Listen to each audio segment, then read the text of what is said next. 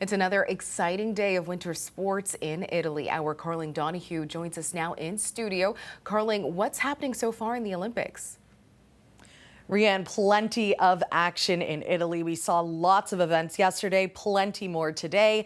This morning is, of course, day 2, and athletes from all around the world are continuing their quest for hardware. Tons of events have already wrapped up or are currently underway. But before we take a peek at what's on the docket today, let's look at how Canada is doing so far.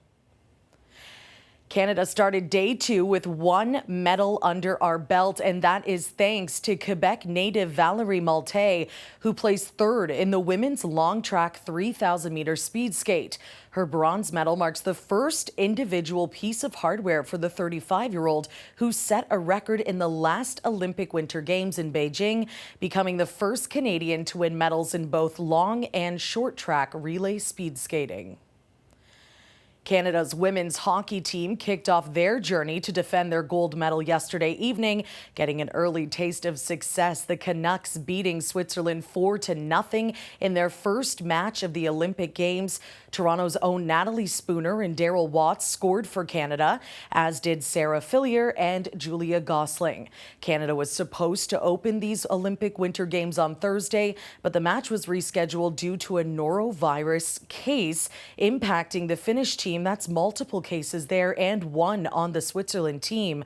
Canada and Finland will now close out the preliminary round on February 12th. Now let's take a look at what's been happening today in Italy, and we'll start with the women's downhill alpine ski final. Fans piled in to watch the race, which saw the return of 41-year-old U.S. skiing champion Lindsey Vonn. She was trying to beat the odds of age and injury, hoping to become the oldest alpine skiing medalist in Olympic history. But unfortunately for both Vonn and the fans, the American crashed out of the race, losing control, landing on her side and being pitched backwards down the slope. She was airlifted to hospital with her Olympics and career left in the balance. I pray that she's safe and she can get where she needs to be to get the treatment she needs. This is sad news to hear. We saw the crash earlier. Very unfortunate, heartbreaking to see. She obviously, went through this a few days ago. Heartbreaking. Glad to see she make it out one last time, but don't know if she'll make it back to the Olympics.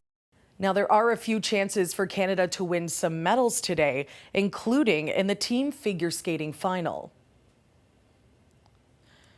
21-year-old Steven Gogolev delivered one of his best performances in his life at just the right time for Canada yesterday. The Toronto native scoring a personal best 92.99 points in the men's short program of the team event, propelling Canada into the 5-team final. Canada sat 5th heading into the 4th and final discipline of the opening round, the men's short, and ended up 4th after Gogolev was 3rd among the men. Gogolev is a major hopeful for Canada today. He's considered a prodigy in the figure skating community, having landed a notoriously difficult triple axel by just age 10. By 13 years old, he became the youngest skater and first Canadian to land a quadruple Lutz in competition, as well as the first Canadian to land 3 different quadruple jumps. The medal match is set to begin this afternoon at 3:55 p.m. For City News, I'm Karling Donoghue. Thank you, Karling.